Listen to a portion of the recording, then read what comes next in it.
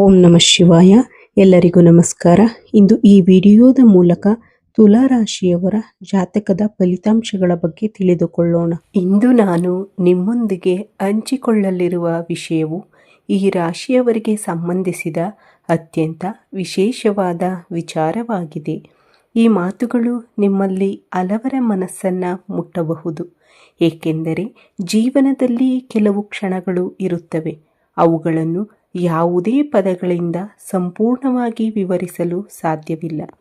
ಕೆಲವೊಮ್ಮೆ ನಮ್ಮ ಅತ್ಯಂತ ಹತ್ತಿರದ ವ್ಯಕ್ತಿಯೊಬ್ಬರು ಮಾಡುವ ಒಂದು ಸಣ್ಣ ಕೆಲಸವೇ ನಮ್ಮ ಜೀವನದ ದೊಡ್ಡ ಸಂತೋಷವಾಗಿ ಬಿಡುತ್ತದೆ. ಇಂದು ನಾವು ಈ ರಾಶಿಯವರಿಗೆ ಎದುರಾಗಬಹುದಾದ ಒಂದು ವಿಶೇಷ ಅನುಭವದ ಬಗ್ಗೆ ತಿಳಿದುಕೊಳ್ಳಲಿದ್ದೇವೆ. ಆದ್ದರಿಂದ ಈ ವಿಡಿಯೋವನ್ನು ಕೊನೆಯವರೆಗೂ ತಪ್ಪದೆ ನೋಡಿ. ಕೊನೆಯಲ್ಲಿ ನಿಮಗಾಗಿ ಒಂದು ಮಹತ್ವದ ಸಂದೇಶವೂ ಇದೆ. ಮೊದಲು ಈ ರಾಶಿಯವರ ಬಗ್ಗೆ ಸ್ವಲ್ಪ ತಿಳಿದುಕೊಳ್ಳೋಣ. ತುಲಾ ರಾಶಿಯು ರಾಶಿಚಕ್ರದ 7ನೇ ರಾಶಿಚಕ್ರ ಚಿಹ್ನೆಯಾಗಿದೆ. ತುಲಾ ರಾಶಿಯು ಚಿತ್ತಾ ನಕ್ಷತ್ರ 3 ಮತ್ತು 4ನೇ ಪಾದಗಳು, ಸ್ವಾತಿ ನಕ್ಷತ್ರ 1, 2, 3 ಮತ್ತು 4 ಪಾದಗಳು, ವಿಶಾಖ ನಕ್ಷತ್ರ 1, 2 ಮತ್ತು 3 ಪಾದಗಳು, ಒಟ್ಟು 9 ಪಾದಗಳನ್ನು ಒಳಗೊಂಡಿರುತ್ತದೆ. ತುಲಾ ರಾಶಿಯ ಗ್ರಹಾಧಿಪತಿಯು ಶುಕ್ರನಾಗಿರುತ್ತಾನೆ. ಇವರು ಯಾವುದೇ ವಿಷಯವನ್ನು ಆಳವಾಗಿ ಯೋಚಿಸುತ್ತಾರೆ. ಪ್ರತಿಯೊಂದು ಕೆಲಸದಲ್ಲಿಯೂ ಅಚ್ಚುಕಟ್ಟುತನ ಮತ್ತು ಪರಿಪೂರ್ಣತೆಯನ್ನು ಬಯಸುತ್ತಾರೆ. ಶನಿಯ ಪ್ರಭಾವದಿಂದ ಈ ರಾಶಿಯವರು ಅತ್ಯಂತ ಬುದ್ಧಿವಂತರು, ಆಳವಾಗಿ ಯೋಚಿಸುವವರು ಮತ್ತು ಜೀವನವನ್ನು ವಿಭಿನ್ನ ದೃಷ್ಟಿಕೋನದಿಂದ ನೋಡುವವರು. ಇವರಲ್ಲಿ ಅದ್ಭುತವಾದ ನೆನಪಿನ ಶಕ್ತಿ ಇರುತ್ತದೆ. ಹೊಸ ಆಲೋಚನೆಗಳನ್ನು ಹುಟ್ಟಿ ಹಾಕುವ ಸಾಮರ್ಥ್ಯ ಇವರ ವಿಶೇಷತೆ.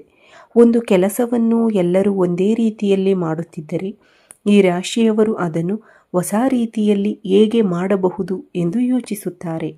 ಇವರಿಗೆ 6ನೇ ಇಂದ್ರಿಯವು ಉತ್ತಮವಾಗಿರುತ್ತದೆ. ಕೆಲವೊಮ್ಮೆ ನಡೆಯಲಿರುವ ಘಟನೆಗಳನ್ನು ಮುಂಚಿತವಾಗಿಯೇ ಊಹಿಸುವ ಸಾಮರ್ಥ್ಯವು ಇವರಲ್ಲಿರುತ್ತದೆ. ಆದರೆ ಪ್ರತಿಯೊಬ್ಬ ವ್ಯಕ್ತಿಯಲ್ಲಿರುವಂತೆ ಈ ರಾಶಿಯವರಲ್ಲಿಯೂ ಒಂದು ಸಣ್ಣ ದುರ್ಬಲತೆ ಇದೆ. ಅದು ಏನೆಂದರೆ ಇವರು ತುಂಬ ಸುಲಭವಾಗಿ ಜನರನ್ನು ನಂಬಿಬಿಡುತ್ತಾರೆ. ಯಾರಾದರೂ ಪ್ರೀತಿಯಿಂದ ನೀವು ನನ್ನವರೇ, ನೀವು ನನ್ನ ಕುಟುಂಬದವರಂತೆ ಎಂದು ಹೇಳಿದರೆ ಈ ರಾಶಿಯವರು ಅವರನ್ನು ಸಂಪೂರ್ಣವಾಗಿ ಮನಸ್ಸಿನಿಂದ ನಂಬುತ್ತಾರೆ. ತಮ್ಮ ರಹಸ್ಯಗಳನ್ನು ಹಂಚಿಕೊಳ್ಳುತ್ತಾರೆ. ಕೆಲವೊಮ್ಮೆ ಇದೇ ಗುಣದಿಂದ ಅವರಿಗೆ ನೋವು ಉಂಟಾಗುತ್ತದೆ. ಇನ್ನೊಂದು ವಿಶೇಷ ಸಂಗತಿ ಎಂದರೆ ಶನಿಯ ಪ್ರಭಾವದಿಂದ ಇವರ ಜೀವನದಲ್ಲಿ ಕೆಲವು ಕೆಲಸಗಳು ತಡವಾಗಿ ನೆರವೇರುತ್ತವೆ. ಆದರೆ ತಡವಾದರೂ ಶಾಶ್ವತವಾದ ಫಲ ಸಿಗುತ್ತದೆ. ಇನ್ನು ಮುಖ್ಯ ವಿಷಯಕ್ಕೆ ಬರೋಣ. ಇತ್ತೀಚಿನ ದಿನಗಳಲ್ಲಿ ನಿಮ್ಮ ಸಂಗಾತಿಯ ವರ್ತನೆಯಲ್ಲಿ ಏನಾದರೂ ಬದಲಾವಣೆ ಕಂಡಿದೆಯೇ? ಅವರು ಮೊದಲಿನಂತೆಯೇ ಮಾತನಾಡುತ್ತಿಲ್ಲವೇ? ಯಾವಾಗಲೂ ಏನೋ ಯೋಚಿಸುತ್ತಿರುವಂತೆ ಕಾಣುತ್ತಿದೆಯೇ? ನೀವು ಇದನ್ನು ಸಾಮಾನ್ಯ ಎಂದುಕೊಂಡಿರಬಹುದು. ಆದರೆ ಅವರ ಮನಸ್ಸಿನಲ್ಲಿ ನಡೆಯುತ್ತಿರುವ ಸಂಪೂರ್ಣ ಬೇರೆ ವಿಷಯವಾಗಿರಬಹುದು. ಅವರು ನಿಮ್ಮ ಬಗ್ಗೆ ಯೋಚಿಸುತ್ತಿದ್ದಾರೆ, ನಿಮ್ಮ ಕುಟುಂಬದ ಭವಿಷ್ಯದ ಬಗ್ಗೆ ಯೋಚಿಸುತ್ತಿದ್ದಾರೆ, ನಿಮ್ಮ ಸಂತೋಷಕ್ಕಾಗಿ ಏನು ಮಾಡಬೇಕು ಎಂಬುದರ ಬಗ್ಗೆ ಯೋಚಿಸುತ್ತಿದ್ದಾರೆ. ಅವರ ಪರಿಣಾಮವಾಗಿ ಅವರು ಒಂದು ಮಹತ್ವದ ನಿರ್ಧಾರವನ್ನು ತೆಗೆದುಕೊಳ್ಳುವ ಸಾಧ್ಯತೆ ಇದೆ. ಆ ನಿರ್ಧಾರ ಮೊದಲಿಗೆ ನಿಮಗೆ ಅರ್ಥವಾಗದೇ ಇರಬಹುದು. ಇವರು ಹೀಗೆ ಏಕೆ ಮಾಡಿದರು ಎಂಬ ಪ್ರಶ್ನೆ ನಿಮ್ಮ ಮನಸ್ಸಿಗೆ ಬರಬಹುದು.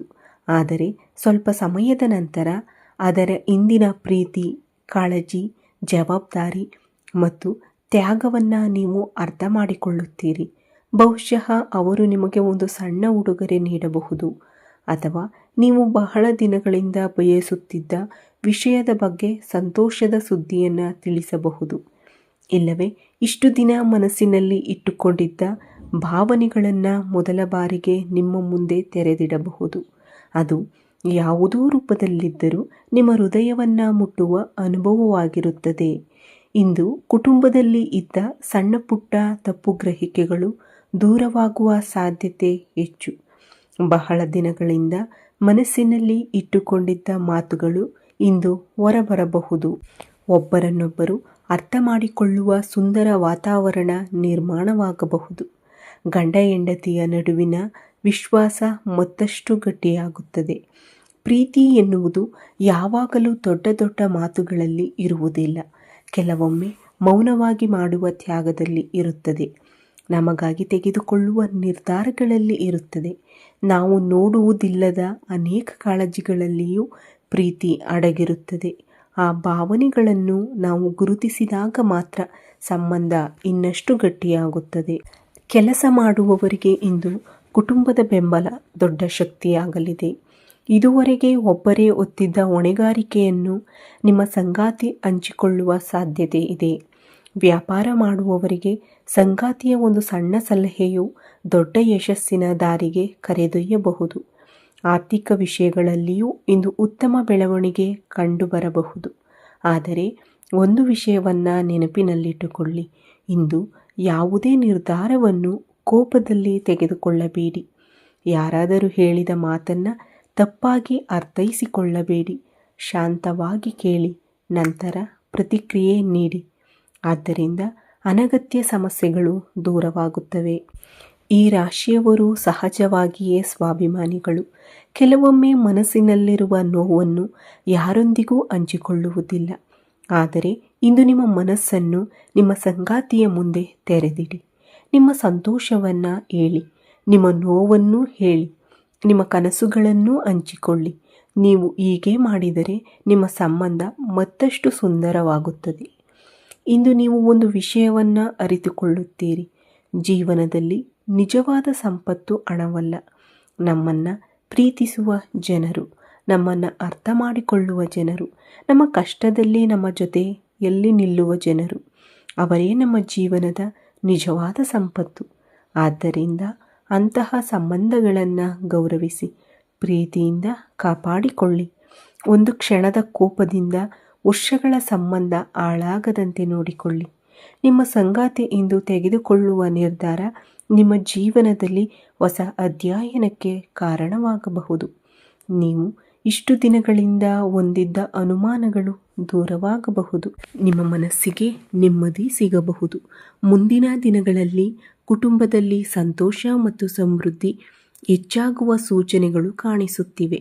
ಆದರೆ ಒಂದು ವಿಷಯವನ್ನು ಮರೆಯಬೇಡಿ, ಜ್ಯೋತಿಷ್ಯವು ಮಾರ್ಗದರ್ಶನ ನೀಡುತ್ತದೆ.